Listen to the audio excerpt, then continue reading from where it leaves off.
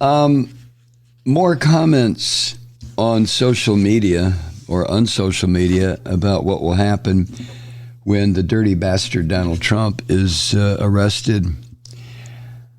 Someone using the name Trancher wrote on one of these shitty little social media platforms, quote, "I'd celebrate someone taking out that criminal DA," end quote. I bet you would, you little prick.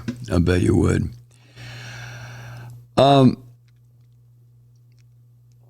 Now, the reality is, if the orange vomit really is indicted and arraigned, and we have to keep in mind that up to this moment, it's just all talk.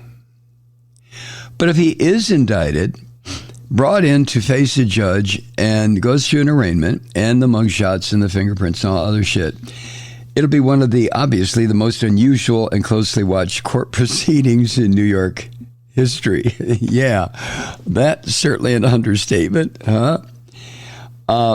And there may be some accommodations made for the orange vomit because of the office that he maintained. Not for him. He's just a scum goddamn grifter who has convinced a lot of white people that he is Jesus' brother.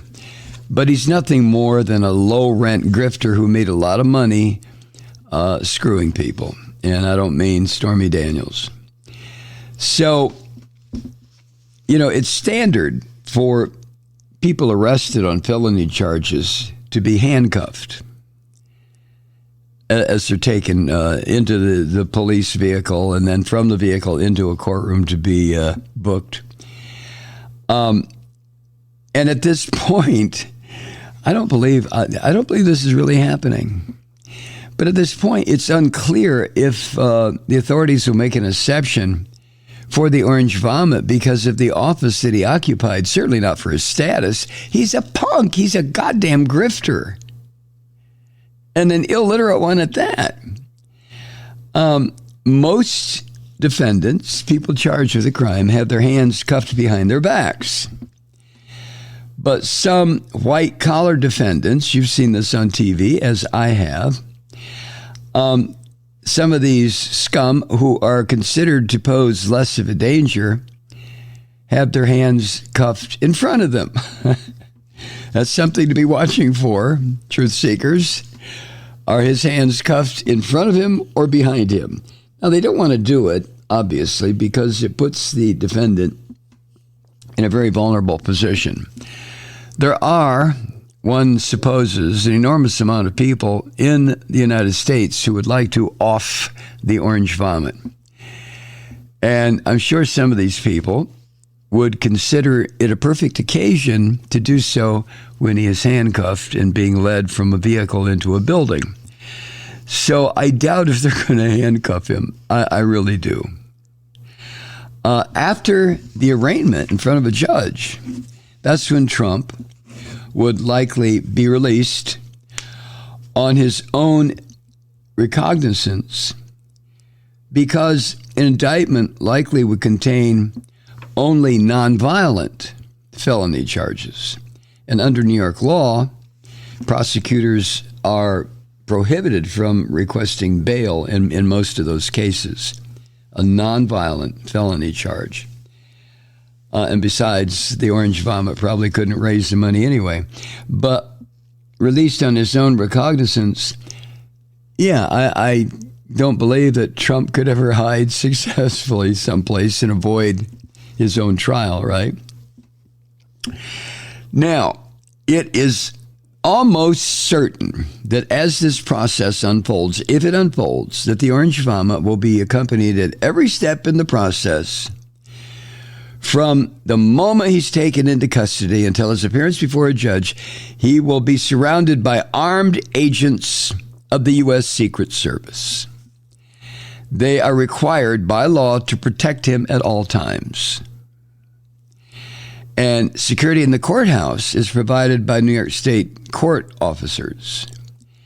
And that's an agency that, according to New York Times, the Secret Service has worked with in the past. And of course, the Secret Service is not commenting on any security arrangements for the orange vomit. Now, what else? Well, it might take several days for the orange vomit to appear at the courthouse, because once he's been indicted, prosecutors are expected to contact does he still have any defense lawyers that haven't been arrested themselves or disbarred or fled for the hills? Well, if he still has any, prosecutors are expected to contact any lawyers that are still associated with Trump to negotiate his surrender. Oh, God.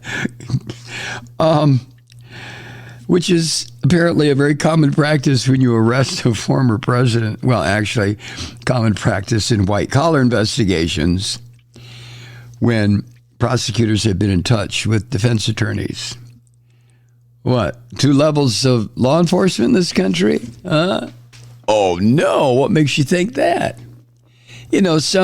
Some guy standing on a street corner, where was it, in Queens or the Bronx, selling onesies, 1 cigarette at a time? Well, he can be murdered on the spot. But a white-collar criminal who's just screwed over the entire United States and probably half the civilized world, well, now, we do a little bit differently for that guy. Yeah. Some of the attorneys who are or have worked for the orange vomit have said he will surrender to face the charges and fly from his Florida estate to New York for the arraignment. Oh, my goodness. Let me pause for a sip of River Moon coffee, please. Now, the orange vomit has also made it clear that he plans to use the charges against him and his arrest and his arraignment and all of this shit as part of his campaign to rile up his base. Protest, kill, burn, loot. This is going to be rugged, folks. You might as well prepare for it. So I don't know how you prepare for it, but you should. In the unlikely event that the orange vomit refuses to surrender, guess who would be in a very awkward political position? His once and future rival for the presidency, the Florida Nazi Ron DeSantis, the governor. Under the law, the role that Ron DeSantis would have to play if Trump refuses to surrender would be essentially that of a minister of justice, and he would have few legal options other than approving an extradition request from New York. But you can imagine the howling and frothing at the mouth from the Trump supporters if Ron DeSantis had to do that. Like I said, like we all know, this is the kind of political theater that we used to mock and laugh at in countries way far away from the United States, right? But now it's happening here. But if New York prosecutors had to seek Trump's extradition, legal process to get his ass up to New York for the arraignment, DeSantis would face a problem.